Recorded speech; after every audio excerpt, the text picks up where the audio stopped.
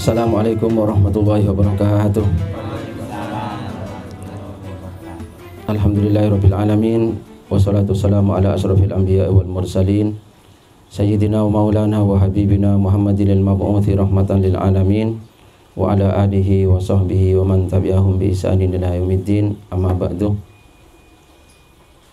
Semua para pimpinan Pondok Pesantren Waria Kota Gede yang saya hormati, semua santri dan semua teman-teman sahabat-sahabat semua, kita pertama mari bersyukur kepada Allah Subhanahu wa taala. Gitu ya. Kita mari selalu terus berusaha mencari apa yang bisa kita syukuri. Karena orang yang berbahagia adalah orang yang bersyukur kepada Allah, dan orang yang menderita adalah orang yang tidak bisa bersyukur. Maka kalau orang itu sudah alhamdulillah, itu berarti orang sudah tenang, ya, karena berarti sudah selesai, gitu ya. Banyak orang yang hari ini belum selesai hidupnya karena masih terus menganggap apa yang dia inginkan itu masih jauh, gitu ya. Jauh dan jauh terus sehingga lupa bersyukur. Karena lupa bersyukur akhirnya hidupnya ngos-ngosan, ngah-ngahan, merasa masih kurang dan kapan itu kapan terus. Padahal kita sebetulnya, ya, apalagi ini di bulan puasa Ramadan, gitu ya. Coba perhatikan, bulan puasa itu semua kata-katanya itu mengajak kita untuk menep, gitu ya. Maka ini nanti kan diakhiri dengan berbuka. Ini gak tahu siapa yang ngarang kata berbuka. Ini kok istilahnya berbuka itu loh. Berarti sebelumnya itu nutup terus ini. Berarti dari pagi sampai sekarang menutup. Jangan ada yang buka ya. Nah itu jangan buka suara atau buka apa itu. Ini kan nggak tahu siapa. Bahasa Arabnya saja itu bukan berbuka, gitu ya. Tapi bahasa Jawa kok bisa berbuka. Berarti di sini juga sama. Apa? Nilainya, semangatnya, spiritnya sama. Bahwa puasa itu bukan mengejar, ya. Orang berpuasa itu lebih banyak apa? Ngenep. Nah, ngenep, gitu ya. Ngenep, mengendap, gitu ya. Maka kalau orang berpuasa kok gak mengendap, seperti sekarang Indonesia ini malah melalain orang gak mengendap, gitu ya. Jadi gak ada sekarang dalam wacana nasional pembicaraan tentang mengendap. Yang ada nih tengkar, konflik, dan gak ada selesai-selesainya.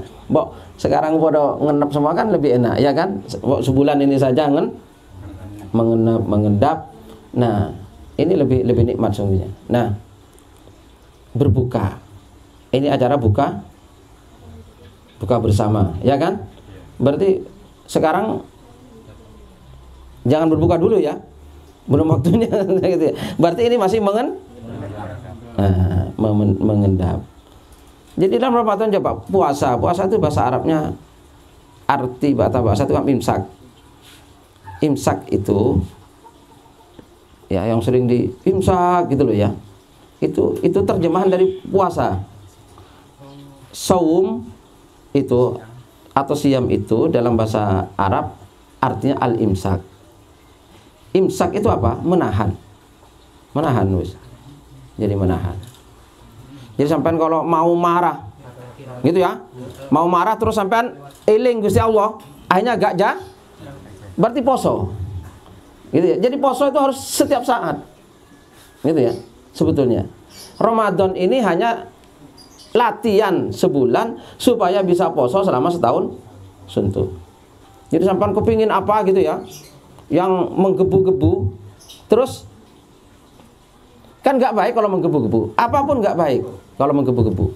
Jangankan keburukan, kebaikan pun jadi gak baik kalau menggebu-gebu. Contoh ini, orang jadi misalnya jadi apapun, maksudnya kan baik mungkin ya. Contoh orang ingin jadi kiai, baik enggak? Baik. Tapi kalau menggebu-gebu gitu ya. Jadi gak baik.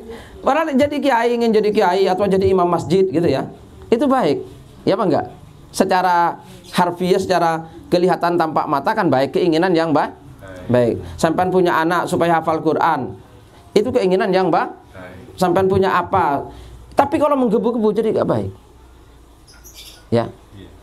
Jadi gak baik. Misalnya saya ingin jadi kiai tapi menggebu-gebu, maka saya segala cara saya lakukan. Pokoknya bagaimana saya bisa dipanggil kiai oleh orang. Nah gitu ya. Entah apapun saya lakukan. Nah itu kan jadi gak baik. Akibat apa? Tidak puasa. Nah, jadi puasa itu ketika kita menggebu-gebu, kita endapkan, kita tahan. Imsak. Nah, itulah ya. Intinya puasa di situ imsak. Jadi menahan. Jadi kalau ada imsak itu menahan. Maksudnya. Jadi puasa itu artinya apa? Menahan. Semua kata dalam puasa sama, memiliki istilah yang sama. Satu puasanya sendiri imsak. So kalau malam hari disunatkan apa? Apa? Salat apa namanya? Tarawih. Ramadan tarawih, ya kan? Tarawih. Tarawih itu satu kata dengan istirahat. Satu kata, istirahat itu bahasa Arab, ya. Roha, istiroha. Itu satu akar, ya. Jadi kita ke sana.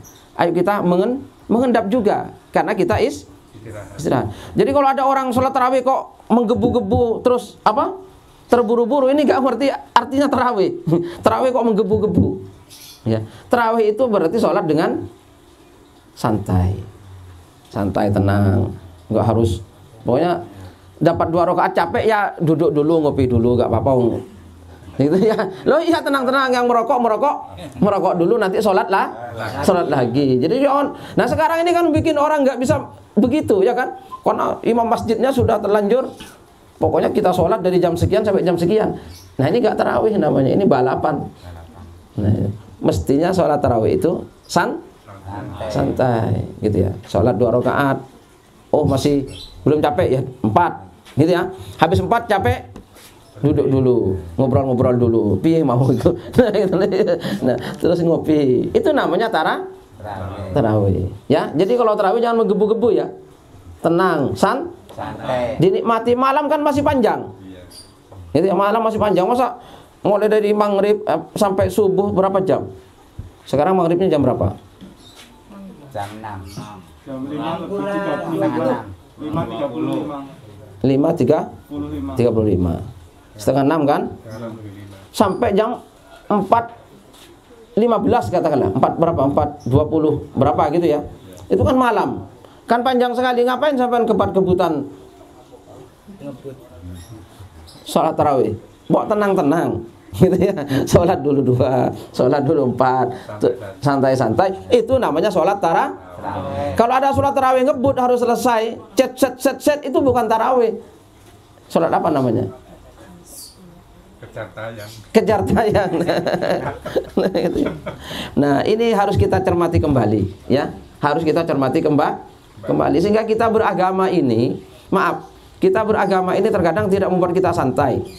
Bukan berarti santai itu tidak bekerja keras loh, jangan loh. Pikiran nih loh. Terus untuk apa kalau kita beragama malah bikin sepaneng? Sampai beragama kan ingin tenang kan? Ingin tentram, ingin bahagia. Terus kalau dengan beragama sampai malas paneng, malas stres terus, apa gunanya? Nah, disinilah puasa. Puasa itu apa? Bisa menahan. Kalau malam apa? Tarawih. Nah itu ya, tarawih gitu ya. Jadi tarawih itu ibadah dengan santai, dinikmati, gitu ya. Dinikmati pelan-pelan, perlahan. Sehingga kita bisa mensyukuri hidup, gitu. Kenapa kita tidak mensyukuri hidup? Kan gara-gara kita tidak mau seperti itu, gitu loh. Sehingga terus mengejar dan mengejar. Seakan-akan hidup ini diuber harimau gitu loh. Oh, jangan sampai berhenti pokoknya. Terus, nah, jangan. Itu ya. Inilah kita saya kira puasa. Itu, ya. Apa? Tarawih. Terus nanti di 10 malam terakhir ada tradisi apa? Iya, itu anunya apa yang diburu orang. Tapi cara memburu Lailatul Qadar caranya bagaimana? Iktikaf. Nah, iktikaf, ya kan? Sampai tahu nggak arti kata iktikaf? Nah, diam. Iktikaf itu artinya diam. Itu ya. Iktakafa ya'takifu iktikafan itu artinya Jadi ini saatnya kita begitu. Ya, Tidak harus di masjid. ya di masjid iya, tapi di rumah kan bisa kamu jadikan masjid. Oh, rumah saya tak anggap masjid ini, bisa enggak? Semua orang pemahamannya masjid selalu yang fisik, nggak ada yang memahami masjid secara spiritual. Ya, jadi jarang orang yang memahami masjid itu secara nilai. Sekarang di masjid sampean pikirannya pasar, di masjid bukan? Hah? Bukan. Dari pasar. Nah, itu masjid apanya itu? Bangunannya, tapi isinya Pasar. nah, akhirnya orang rebutan jadi takmir, rebutan jadi pengurus. Terus di masjid jadi masjid tinggal apanya? Tinggal bangunannya. Itu sabda Rasulullah besok akhir zaman, masjid itu besar-besar, bangunannya tinggi tapi kosong. Kenapa? Karena orang hanya fisiknya masjid. Nah, sampean bisa transfer nilainya meskipun di rumah, gitu ya. Kalau itu kamar saya tak masjidkan lah, boleh. Bahkan sampean cukup gak usah rumah, sejadah saja. Pokoknya saya kalau ketemu sejadah ini tak ke masjidku. Nah, gitu. Bimbo berkata, sejadah panjang. Gimana lagunya? Ada yang hafal nggak? Sajadah panjang. Nah, iya kan? Sejadah panjang itu sepanjang apa? Nah, sepanjang hidup kita. Jadi hidup kita ini kita jadikan saja sajadah. Ada yang hafalnya? Kalau ada yang hafal ya nyanyikan. Ayo biar santai ini. Ayo. Ayo silakan. Ayo.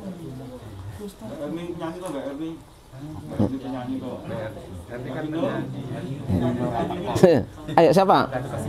Ada sajadah panjang terbentang. Terus? Ayo terus. Ini bisa. Gak harus sama dengan Bimbo. Kalau sama dengan Bimbo kan Bimbo. Sampean sendiri. Nah. Sehafal-hafalnya ayo. Bisa dipahami ya tapi ya. Kita begitu. Hidup kita jadikan saja sajadah. Selama ini orang pasti selalu memahami masjid itu dalam masjid fisik, bangunan masjid. Tapi saya kira ada masjid yang nilai itu tidak ada bangunannya tapi selalu ada, gitu ya. Jadi sampai kalau punya sejadah ya sudah, itulah masjid sampean, gitu ya.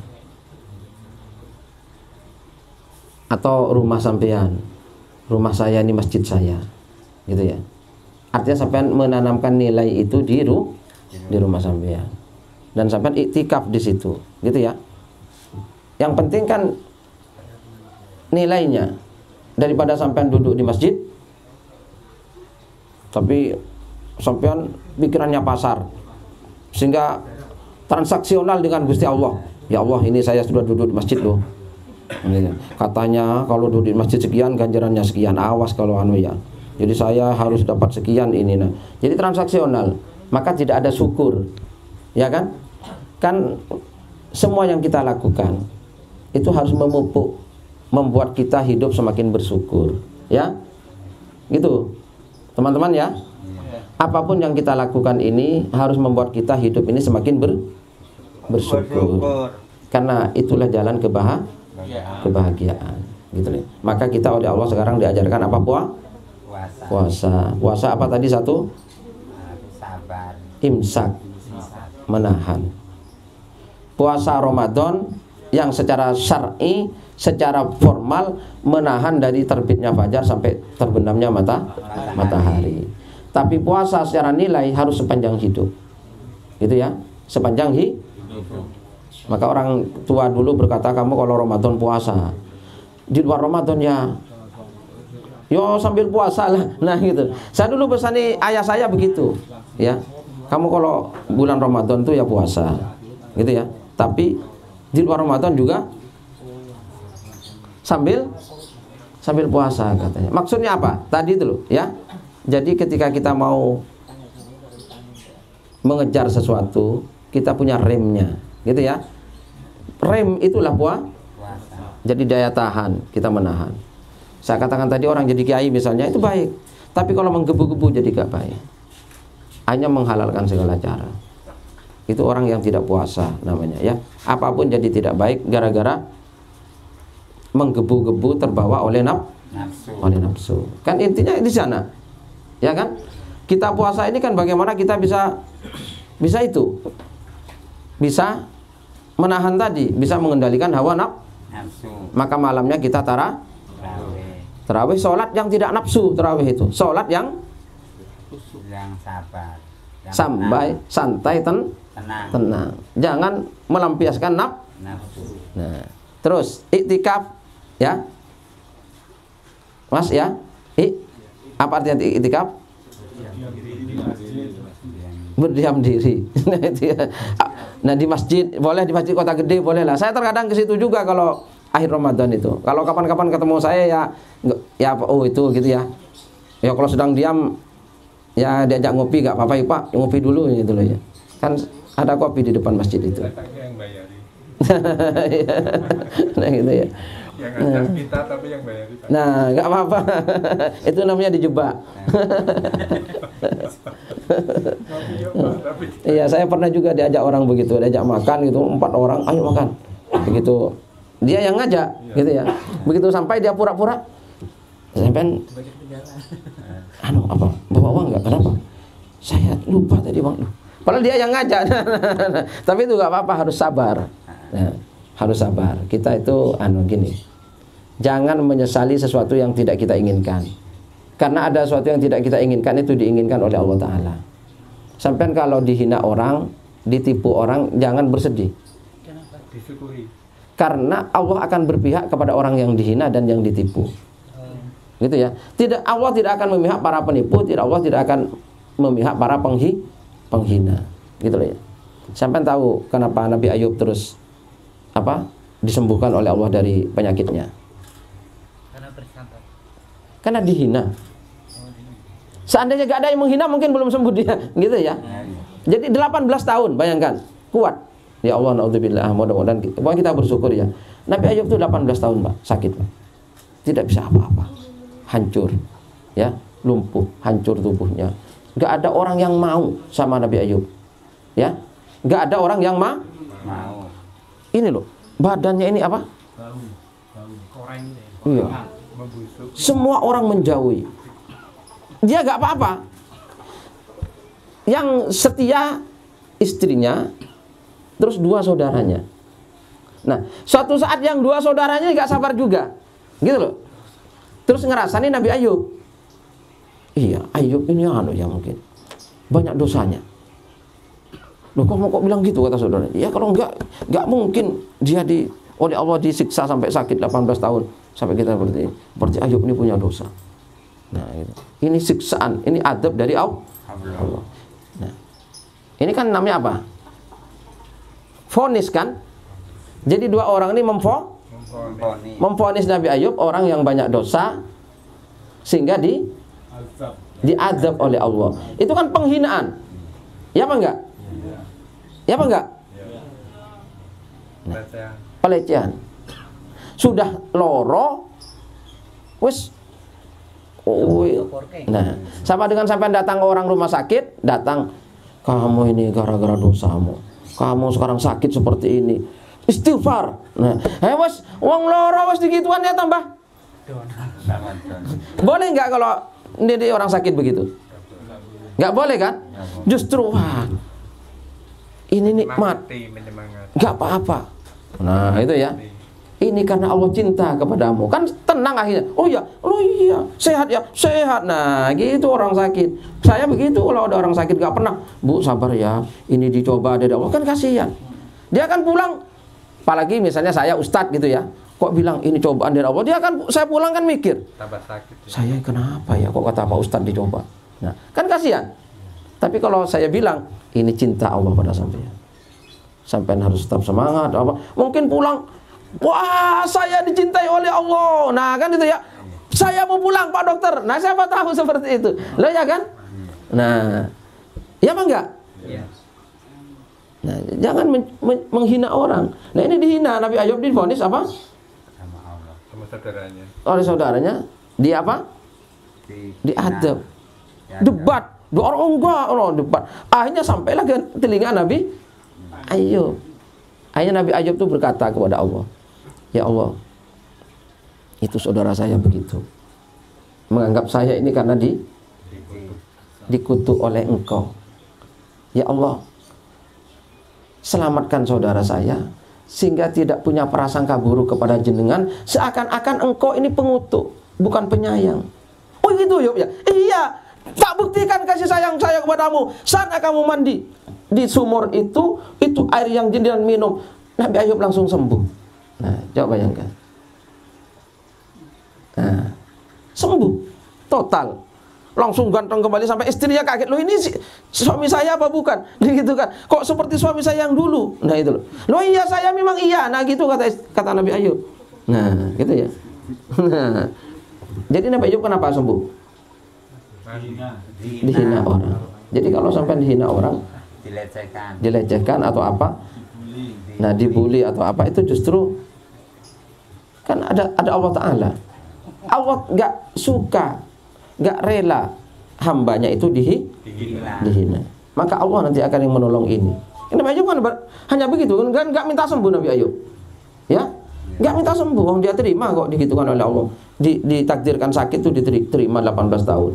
Tapi dia bilang, ya Allah, kasihani saudara saya supaya tidak berprasangka buruk kepada engkau, sehingga menganggap engkau ini sebagai apa? Pengutuk. Engkau kan bukan. Hebat kan? Hebat kan? Jadi sampai kalau kesulitan, jadilah orang yang menghina sampean. Gitu loh ya. Supaya bagaimana dihina gitu ya. Kamu nah, sampean lapor kepada Allah, ya Allah. Dia yo, kalau dia terus menghina saya, kan menghina sampean. Itu ya. Nah, tolong ya Allah, bikin dia tidak menghina sampean. Karena kalau dia menghina saya, menghina Allah. Nah, bikin. Nah, oh ya kalau begitu, kamu tak rubah. Nah, gitu loh ya.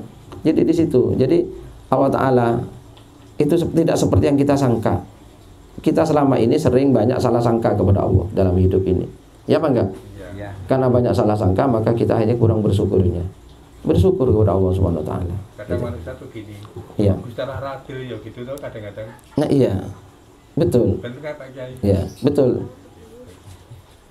Dikatakan nggak adil biasanya. Karena pakai orang baru kesusahan kan gitu biasanya keluhannya. betul. Salah kira adil kan gitu.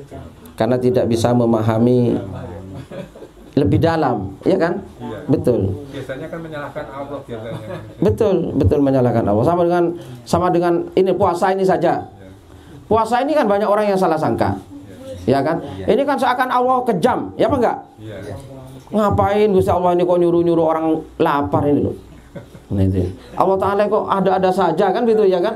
Bahkan orang barat dulu kan anti puasa. Sampai beribu-ribu tahun. Baru hari ini Mbak siapa ini? Orang barat sadar, ya kan? Baru hari ini. Mbak siapa yang undang saya? Mas Kuria. Mbak Mas Turia. Ini sama-sama Maduranya dengan saya ini. Ya Mbak Mas Turia. Kan sekarang orang barat sadar. Ini yang mendapatkan Nobel kemarin tahun 2019 itu sekarang membuat pendapat tentang autofagi itu, gitu ya. Ternyata bahwa puasa itu, ini orang barat yang telah mendapatkan Nobel internasional itu baru menyadari kalau puasa ini memang sangat diperlukan bagi manusia, karena dengan lapar, ya, dengan lapar, nggak ada makanan, maka apa? Tubuh manusia yang bekerja untuk menghidupkan dirinya sendiri, yang ketika ada makanan dia nganggur, gitu ya. Kalau kok sampai masukin makanan untuk, akhirnya ini sel tadi itu tidak bekerja, padahal dia harus bekerja. Nah, karena dia tidak bekerja, akhirnya maka timbullah penyakit dan segala macam. Nah, jadi puasa itu bagian dari autofagi, itu penyembuhan secara mandiri dari dalam tubuh manusia sendiri, karena di sini akan bekerja ya, mengobati sendiri tubuh itu akibat tidak ada makanan dan dan minuman. Itu baru ditemukan sekarang setelah 1400 tahun Rasulullah. Nah, kemarin orang barat menganggap puasa ini penyiksaan. Ngapain orang Islam? Nah, ternyata itu ya. Dulu kan nggak bersyukur. Jadi ada nggak orang yang bersyukur karena puasa? Ada tapi jarang. Nah. Sampai sekarang tak tanya. Sampai berpuasa ini dengan rasa syukur apa dengan rasa berat hati? Rasa syukur. Sungguh. Ayo, terima kasih Allah engkau telah menyuruh saya puasa. Begitu. Ada yang seperti itu? Enggak ada. Nah, ya ini. Nah, itu tadi yang menyebut Allah tidak adil apa itu kan gara-gara apa? Enggak Paham. Enggak paham. Ya apa enggak? Iya. Mulai besok ya. Iya. Sampean, ya Allah terima kasih Allah engkau telah menyuruh saya puasa. Gitu loh ya. Jadi bukan lagi sebagai ini saudara-saudaraku, mari kita semua puasa. Karena kalau puasa akan masuk surga, kalau tidak puasa akan dibakar di neraka. Jangan seperti itu lagi, ya. Jadi agama jangan menjadi saya nggak mau menakut-nakuti sampean gitu. Pokoknya kalau nggak puasa rokok, tidak seperti itu. Tapi sampean, ya Allah terima kasih, gitu ya. Jadi jangan karena diancam, gitu ya. Jangan karena diancam, tapi syukur. Maka pahami, pahami. Sekarang kita syukuri, berterima kasih kepada Allah. Saya tidak bisa membayangkan kalau kita tidak ada puasa. Seperti saya apa nih, badan saya ini gemuk apa ini. Ini enaknya kalau puasa ini enak sekali rasanya. Betul. Coba bayangkan badan saya gemuk, terus saya terus pagi makan, siang makan, sore makan, mau tidur makan. Terus ada ketemu teman ngajak makan. Wah, saya sudah tidak panjang usia sehat saya ini. Tidak lama saya bisa masuk rumah sakit. Nah, betul. Kan alhamdulillah oleh Allah dipaksa. Pokoknya kamu mau tidak mau besok Ramadan puasa kamu. Nah, kan gitu kan. Akhirnya ya puasa. Nah, saya harus berterima kasih apa mau bagaimana? Berterima kasih.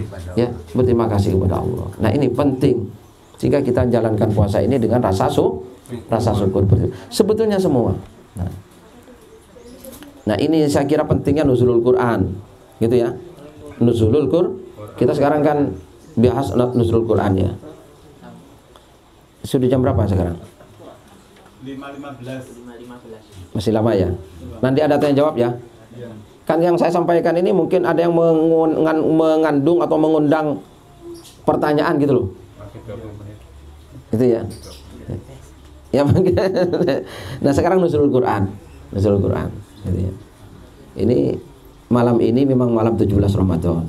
Jadi Al-Quran itu turun Syahrul Ramadan alladzi unzila fihil Quran.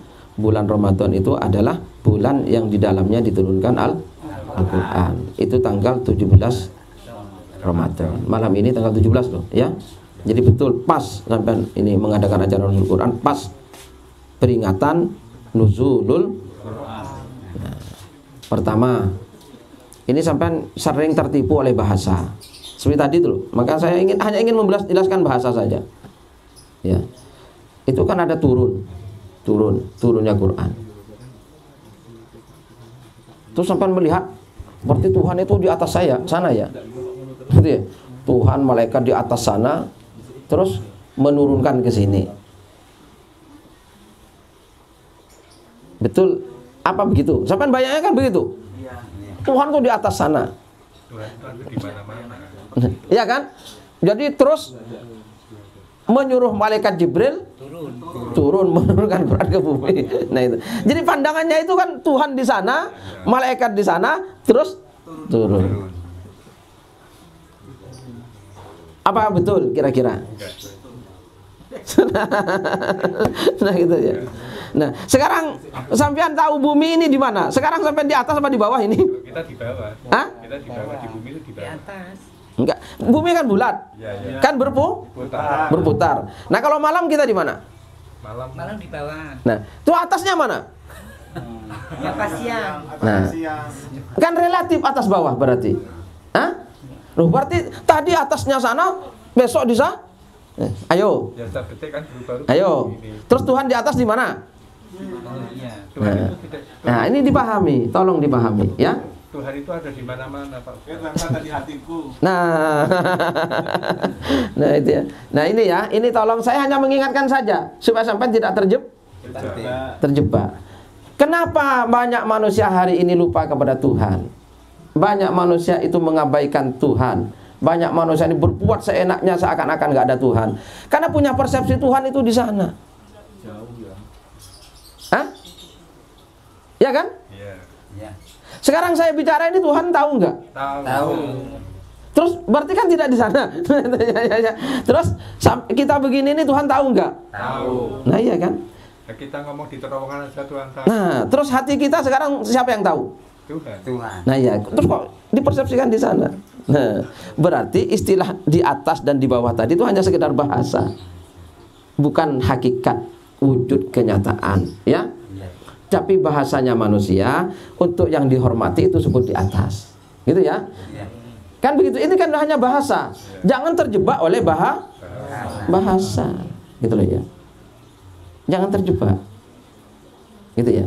Jadi untuk sesuatu yang luhur, yang baik itu kita ibaratkan di atas, dhuwur, gitu ya.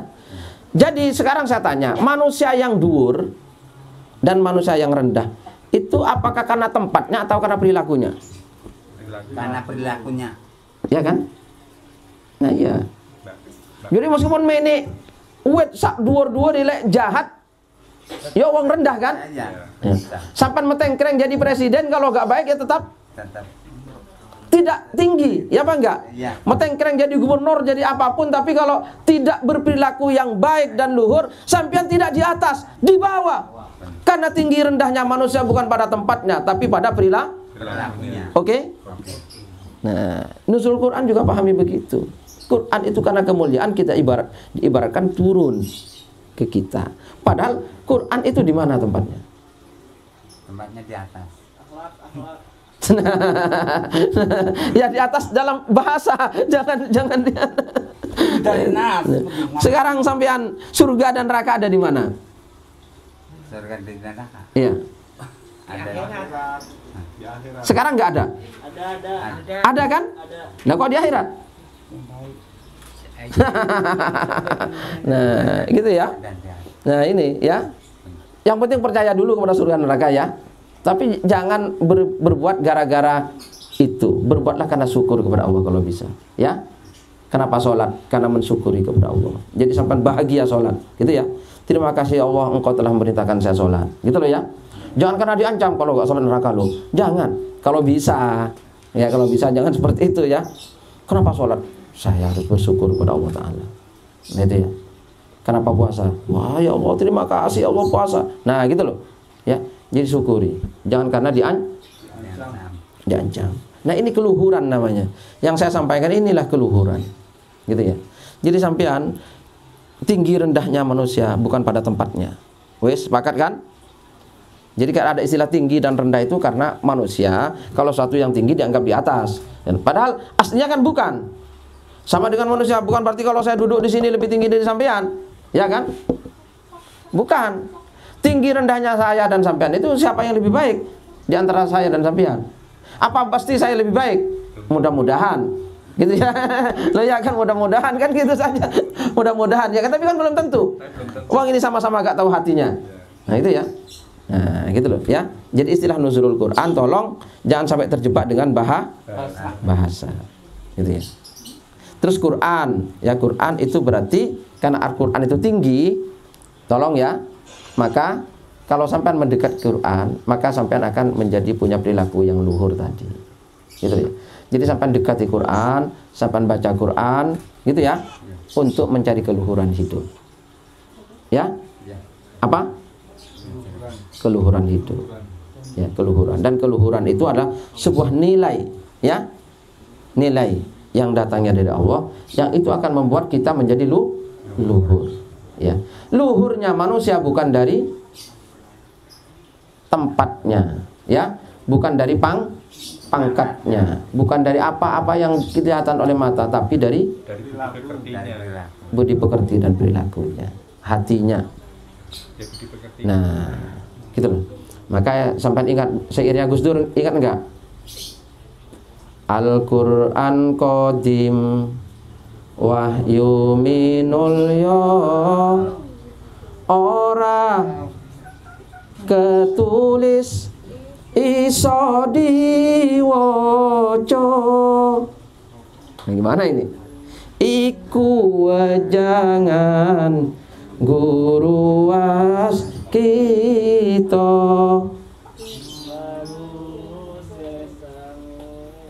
Ayo terus. Wah, harus dihafalkan ini. Itu gak ada syair yang lebih top kayak itu. Top sekali itu. Kang aran soleh bagus atini. Nah itu Gus Dur coba barang. Orang soleh itu bagus apanya? Bagus hatinya. Ya kan? Berarti kan bukan yang lain. Karena Gus Dur masuk ke tadi suatu yang sangat dalam. Gitu ya. Selama ini di sekolah-sekolah anak soleh adalah yang rajin ini, bukan hatinya. Loh, orang kalau perilaku, maaf, kalau penampilan ini bisa ngapusi. Saya begini ini bisa ngapusi sampean. Ya apa enggak? Ya, oleh karena itu tidak jaminan kalau saya begini lebih baik dari sampean. Karena wong kan aran soleh bagus Atine. Nah, gitu loh. Kalau saya hanya berbusa-busa begini ngajak sampean syukur, nyatanya saya gak bersyukur, ya saya malah ele-ele uang kan. Sementara orang diajak bersyukur malah dirinya sendiri bersyukur. Nah, bagaimana kira-kira? Kan malah lebih jelek saya. Sama juga bohong.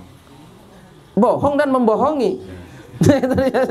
Kalau hanya bohong saja kan lumayan. Ini bohong dan membohong. Ini sangat sangat jelek akhirnya. Ya apa enggak? Nah, di sini saya kira, ya. Ini nuzulul Qur'an. Jangan dipandang tadi loh, ya. Saya sudah mengingatkan, jangan dipandang Di atas. atas dalam artian fisik, tapi atas itu keluhuran, ya. Jadi Quran itu nilai-nilai luhur dari Allah. Maka kita dekati Quran untuk menyerap keluhuran itu supaya kita pelan-pelan menyerap keluhuran, gitu ya. Jangan terjebak kepada yang fisiknya, ya. Sampai misalnya baca Quran, alhamdulillah, ya. Alhamdulillah. Karena itu menjadi daripada gini loh. Kenapa kok mau Quran ketimbang mau tonggoni? Kan lumayan. Misalnya sampean biasa cos terus mau Quran kan leren cosnya kan lumayan.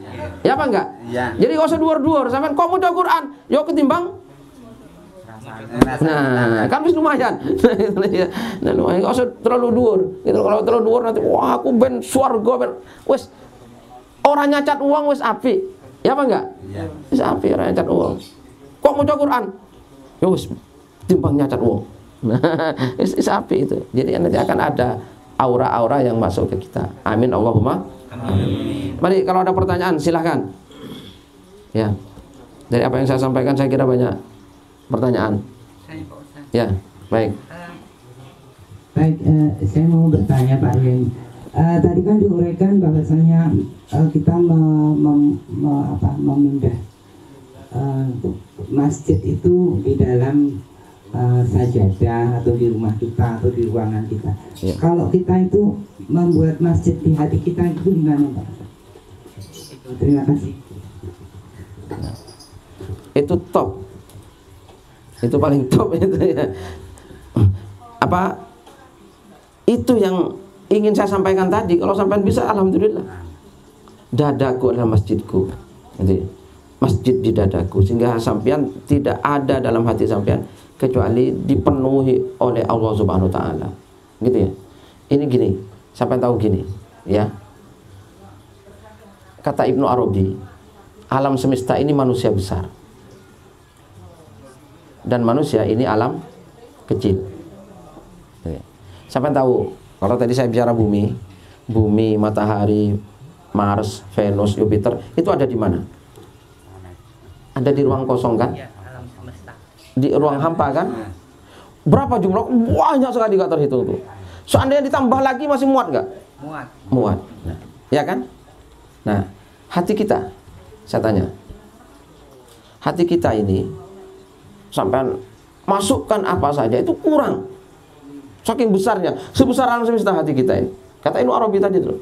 Maka gak akan ada puasnya manusia. Gitu ya. Rumahku surgaku. Nah, yang bisa membuat manusia puas, ya, membuat manusia Tenang. itu kalau Allah di dalamnya. Cukup Allah, Allah, Allah, Allah dalam hati. Itu masjid. Itu ya. Itu akan membuat cukup. Gak ada yang bisa mencukupi semua. Hanya Allah yang bisa menutupi hati manusia. Nah, gitu loh, ya. Gitu hanya Allah. Sampai nggak bisa. Kalau selain Allah nggak akan cukup. Gitu. Harus Allah yang bisa memenuhi. Gitu. Ruang ini. Gitu. Terima kasih itu. Ya. Ya, ya. Ada lagi nggak?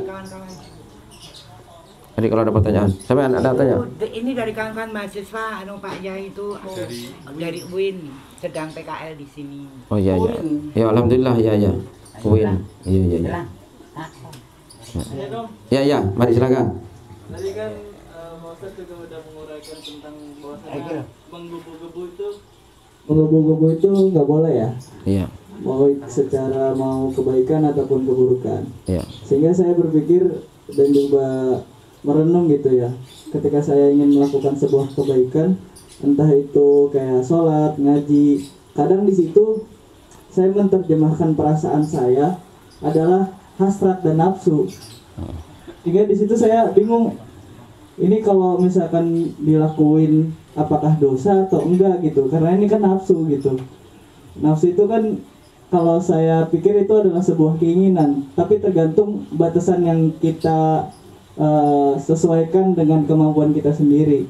Apakah itu boleh kita ikutin nafsu kita atau gimana sih? Yang lain ada pertanyaan lagi? Ada lagi nggak? Nanti sekarang jawabnya. Ya ya. Ya. Ini kan saya bicara sesuatu yang sangat lembut. Ini kan nggak ketok motong. Jadi orang akan selalu maaf ya kok apa ya? Ini istilahnya saya menyampaikan sesuatu yang tidak seperti pada umumnya. Saya kan tidak mengajak sampean tadi neroko-nerokoan gitu ya, tapi syukur, puasa sebagai syukur dan segala macam. Nah, orang banyak menganggap kebaikan itu kan dari apa yang kita lihat. Sehingga kalau orang sholat itu mesti baik. Itu mata kita. Padahal di situ kan ada perang dalam batin kita. Ini yang jangan dilupakan. Sekarang saya sholat ke masjid, wah itu karena nanti saya gak enak ketemu sama takmir masjid, itu masjid tangga saya dianggap gak sholat nanti. Nah itu loh, itu nafsu. Nah ini yang harus dikendalikan. Oh iya.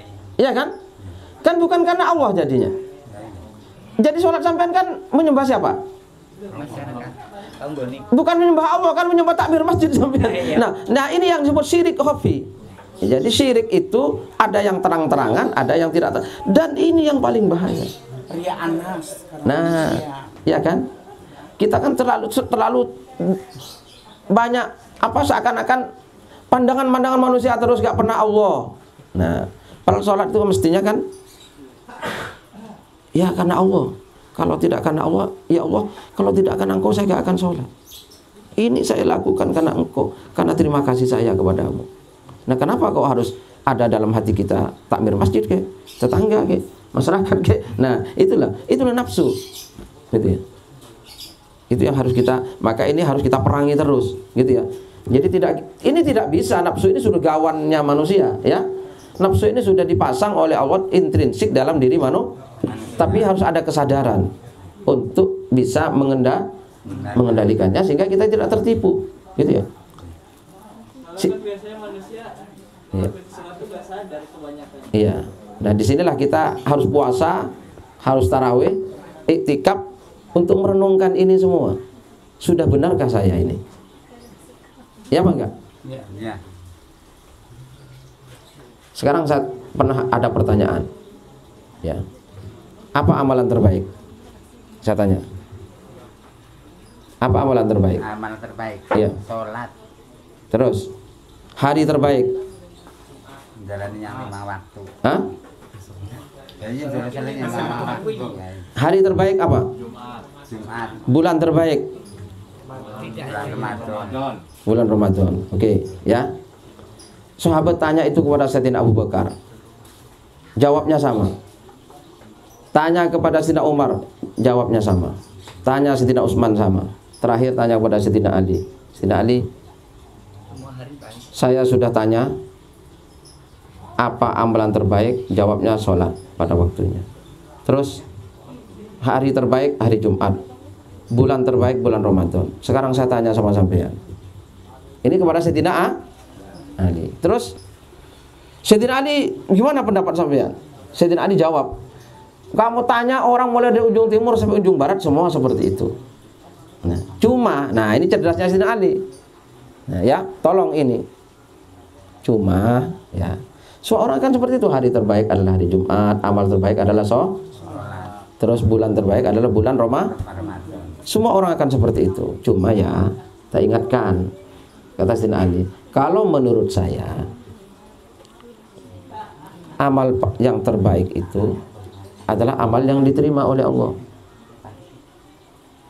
Hah? Amal yang diterima oleh Allah.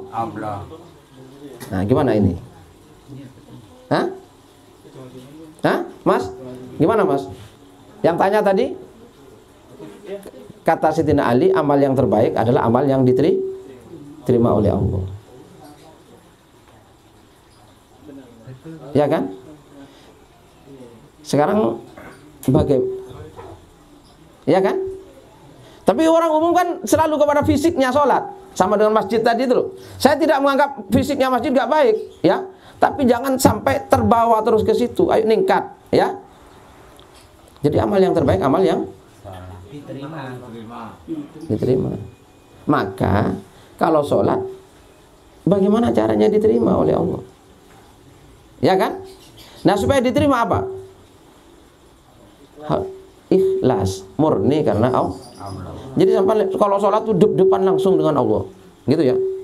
Jangan kok, wah ini gak enak sama Pak Takmir ini. Nah, jangan gitu ya. Gitu ya, teman-teman semua ya. Cukup saya kira ya. Mudah-mudahan ini nuzulul Quran. Ini berbarengan dengan turunnya nilai-nilai kebaikan kepada kita semua. Dan kita bisa menyerap keluhuran-keluhuran dari Al-Quran. Gitu ya. Saya kira sekian. Mari saya mohon maaf banyak kurang lebihnya, dan selanjutnya mari kita sesuai dengan yang tadi berbuka bersama, gitu ya. Sekian, wallahul muwaffiq ila aqwamit thoriq. Wassalamualaikum warahmatullahi wabarakatuh. Waalaikumsalam warahmatullahi wabarakatuh.